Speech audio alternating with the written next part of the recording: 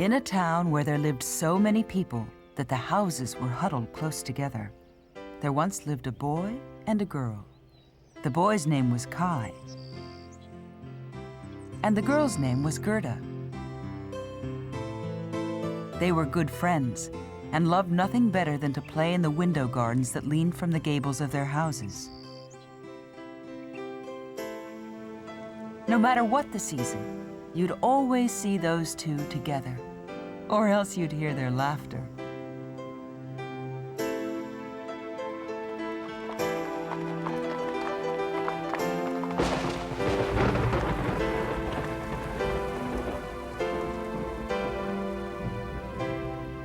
In winter, Kai would run with Gerda to her grandmother's window.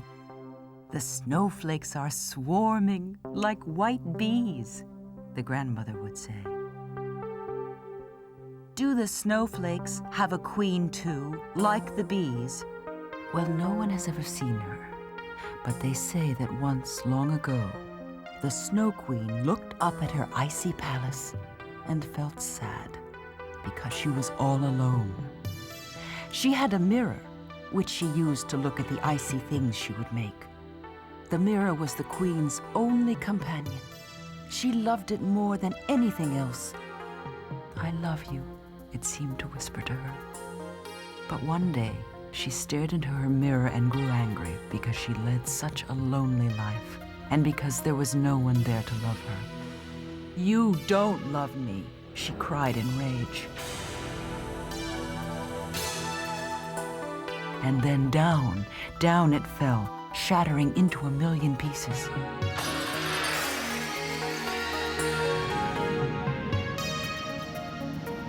All her loneliness, sadness, and anger were captured by the millions of shattered fragments of her magic mirror. Some were tiny as grains of sand, and when the winds came, they were scattered everywhere. If one of these ever entered a person's eye, nothing looked right again. But far worse was the fate of those whose hearts were pierced by a sliver of the mirror. They would soon forget the pain and go on as before, never knowing that the heart inside of them had frozen into ice.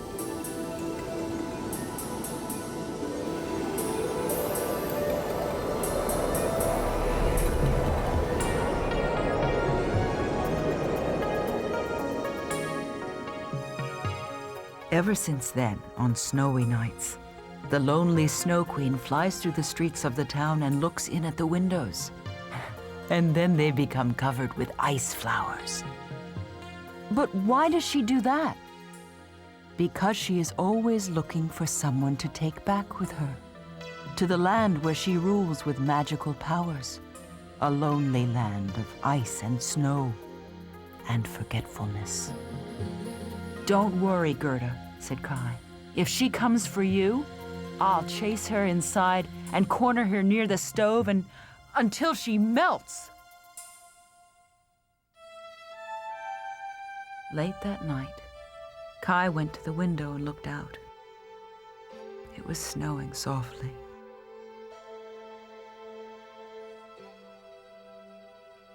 Of all the things in the world, Kai thought to himself, sometimes I think I like snow best of all.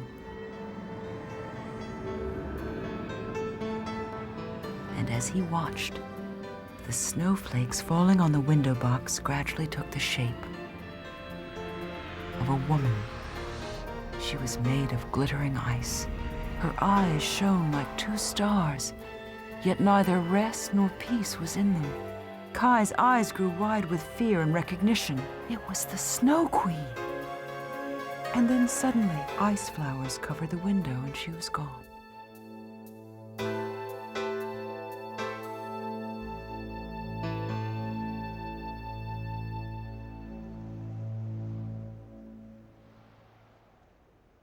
It snowed throughout the night. And the next day, the town seemed magically transformed. Great snowdrifts muffled the sounds of the wind, and the world was hushed as if waiting for some great event on stage. Then, As if on a signal, people emerged from their homes, and the air was filled with the sounds of the day, and of busy children shouting and laughing.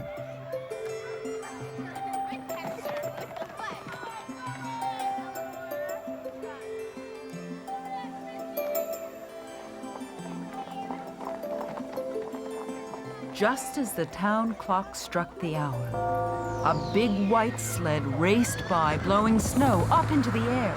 "Ah! What is it?" asked Gerda. "Ah, something sharp is in my eye," he cried.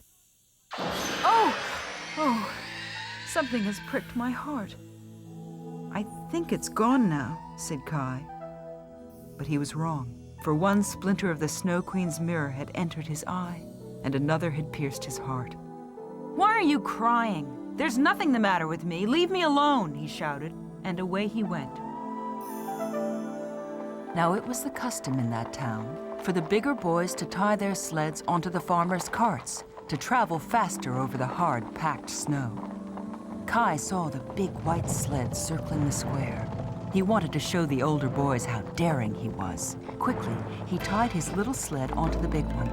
"Watch me!" he shouted. Suddenly, the big sled dashed out of the square, faster and faster. Soon the town was far behind them. The snow fell more thickly. Snowflakes swirled around them, and the sled moved like the wind. The snowflakes grew and grew until they looked like great white hens running near them. At last, the big sled stopped, and the driver stood up. She was the Snow Queen.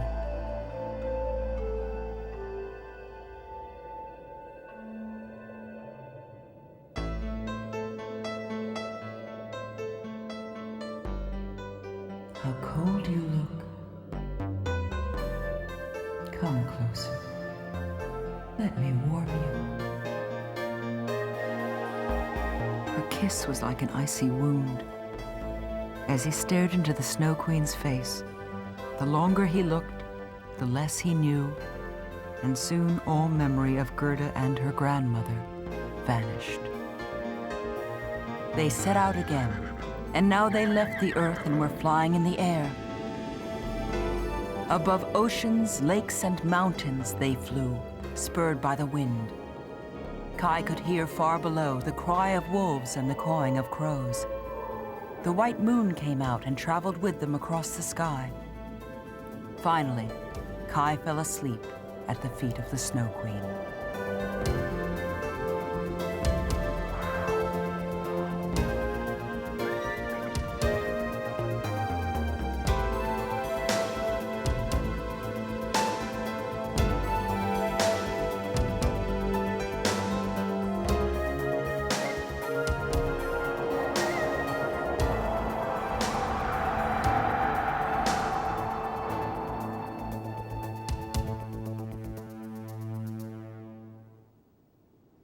It was a sad, gray winter. As time passed, people in the town began to say that Kai must have drowned in the icy river that ran close to the square where the boys played with their sleds. But Gerda could not believe this. One clear morning in early spring, she put on her new red shoes, quietly left the house, and went down to the river. "Is it true that you have taken Kai? Here are my new red shoes. If only you will give him back to me." But the river carried them back to her, as if to say it had not taken Kai. Gerda thought she hadn't thrown them in far enough, so she climbed into a rowboat that was in the reeds and threw the shoes over the water again.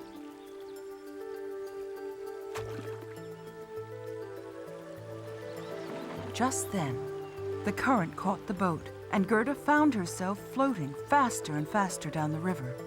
She was frightened and clung tightly to her little doll. Perhaps it will carry me to where Kai is, she thought.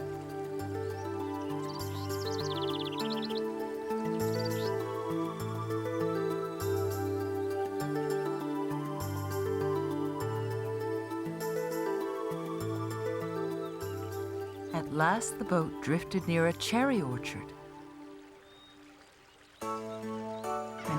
old lady came out of a strange little house nearby and caught hold of the boat with her shepherd's crook. "You poor little thing," she said to Gerda. "Tell me who you are and how you have come to be here." "I'm searching for my friend," said Gerda, and she told the old woman everything. "You must not be sad. Your friend will probably pass this way soon. Come inside, and I will give you some of my delicious cherries to eat." The windows were made of colored glass, and a strange light shone in the room. On a table stood a silver bowl full of ripe cherries. As Gerda ate them and stayed with the woman, she thought of Kai less and less. The old woman knew some magic, but she was not evil, and she had always wanted a little girl of her own. That evening, when Gerda had fallen asleep, the woman went into the garden and pointed her shepherd's crook at the rose bushes. At once they sank into the ground and disappeared. She was afraid that if Gerda saw the roses, she would think of Kai and run away.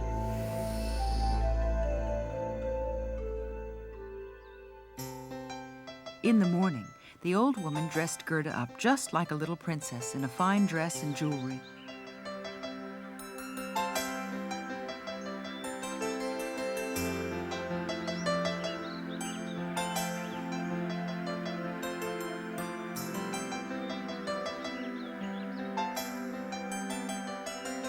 Gerda played in the golden sunshine with the flowers and came to know every one. But always something seemed to be missing, and she could not think what it was. Many weeks passed, but one day she noticed the painting of a rose on a broad-brimmed hat the woman often wore, and at once the memory of Kai came rushing in like water through a broken dam.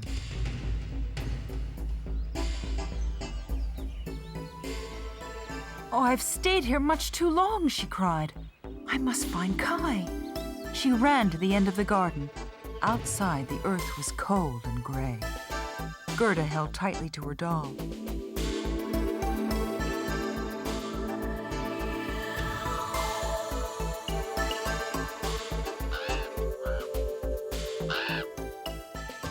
A crow came and sat on a branch next to her. It seemed to be saying, "Kai! Kai!" as though it knew where he was. Gerda followed it through fields and forests, though there was frost on the ground and her bare feet stung.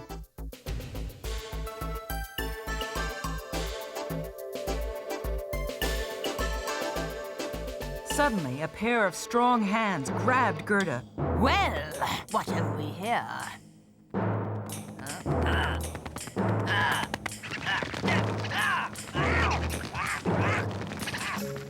A real princess. She's a princess, all right. Said an old robber woman. And she's worth a fortune in ransom. But just as the old robber woman was about to grab poor Gerda, her daughter, who was watching from up in a tree, jumped down on her back and gave her nose a good pinch. "No! She's mine!" screamed the little robber girl. I want to play with her! Thank you, Mother! She was a spoiled and willful child, and so the robbers had to give in.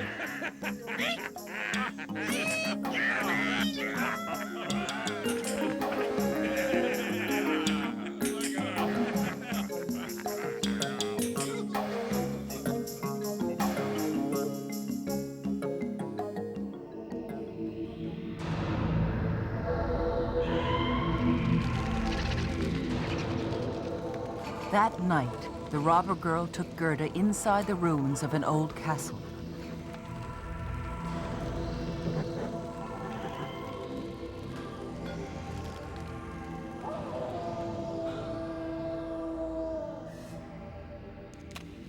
In one corner was the robber girl's room, filled with birds and animals.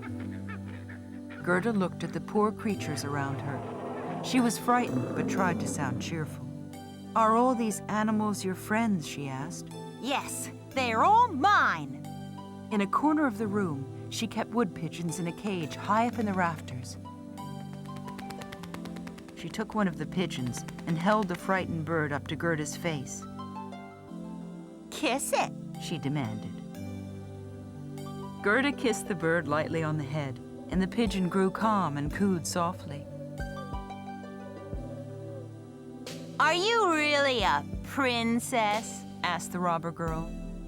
Gerda shook her head and grew even sadder. No, I'm not. And then told the robber girl how she was looking for Kai, and had come to be in the forest wearing such fine jewels. Oh, what rotten luck, losing your best friend like that. In the middle of the night, the crow appeared on the windowsill. Kai! Kai! Kai, sang the wood pigeons in reply. We have seen Kai. He sat in the Snow Queen's sled, and she carried him to her land far to the north. You must ask the reindeer where it is. You will know. I know the Snow Queen's kingdom very well, said the reindeer. But your friend must be very lonely and very cold.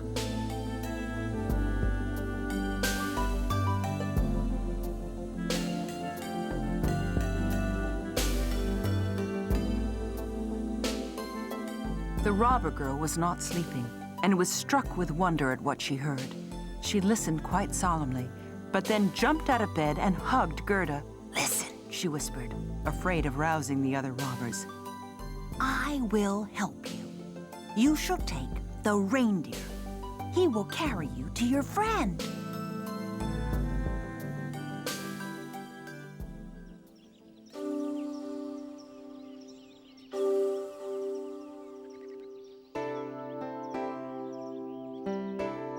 You'll need these warm clothes and food, said the robber girl.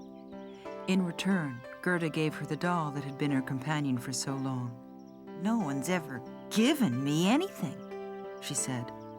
And then she gave the reindeer a mighty slap. And away they went, as fast as they could, farther and farther north, into a deep woods filled with the sound of howling wolves and birds of prey. The reindeer stopped, listening carefully, moving forward cautiously. Suddenly, a pack of wolves descended from behind some rocks. The reindeer bounded forward. Gerda clung for her life.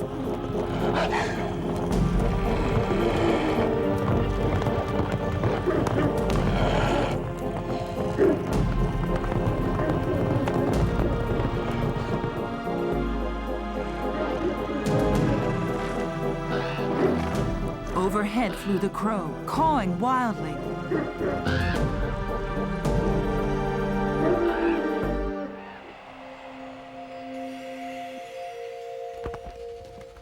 Suddenly, the sky was filled with great arcs of color. These were the northern lights, and this was the edge of the Snow Queen's kingdom. The crow who had followed them there descended, and as the reindeer watched, the crow changed itself into its real form. There stood the old woman. Old woman, won't you give this little girl a potion to make her strong enough to defeat the Snow Queen? I can give her no more power than she has already. No, my friend. Gerda's power is in her heart. Her goodness and innocence are the only weapons against the Snow Queen.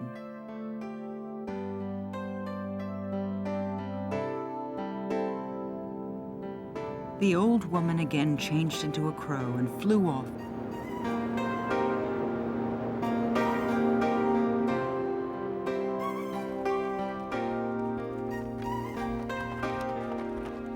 The reindeer ran a short way over the snowy earth and set her down at the edge of the Snow Queen's gardens.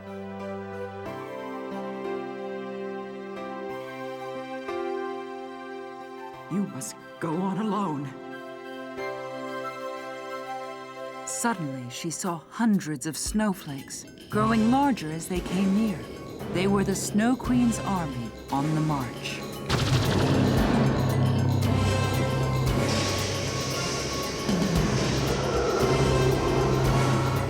Gerda stopped short. Her breath came fast, forming vapor in the frozen air. As she stood there, determined to let nothing keep her from Kai, her breath shaped itself into a band of angels, armed with shields and spears.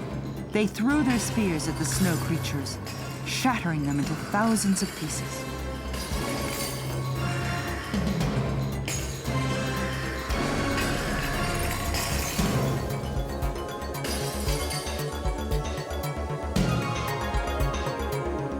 There were no more barriers after that, and Gerda was able to walk into the Snow Queen's palace.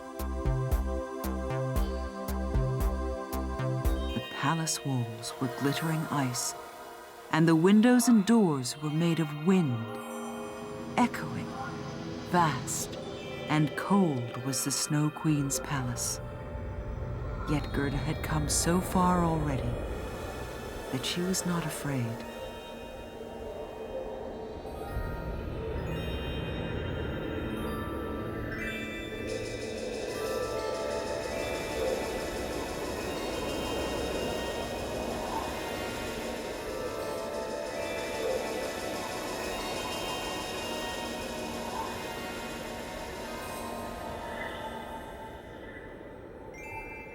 At last, she saw a tiny figure, blue with cold. It was Kai. Gerda rushed at him and threw her arms around his poor, stiff body. She began to cry, and her hot tears melted the ice away.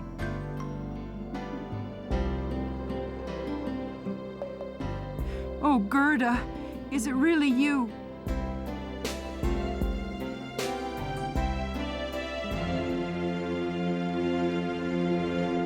They ran through icy rooms and down snow-filled passages until they were at last at the door of the palace.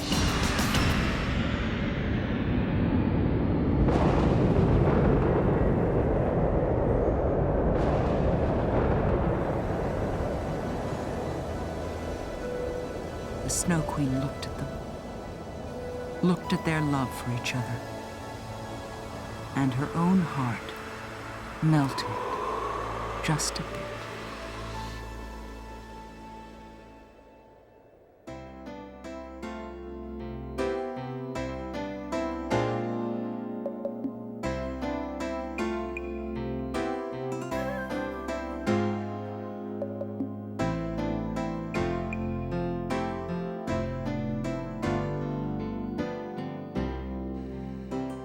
Soon they were walking up the stairs to the grandmother's house.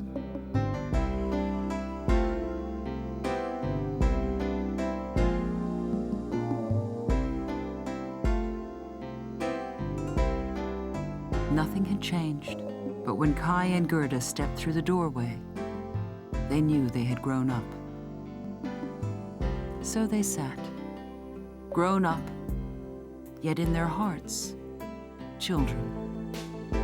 And it was summer, a beautiful summer day.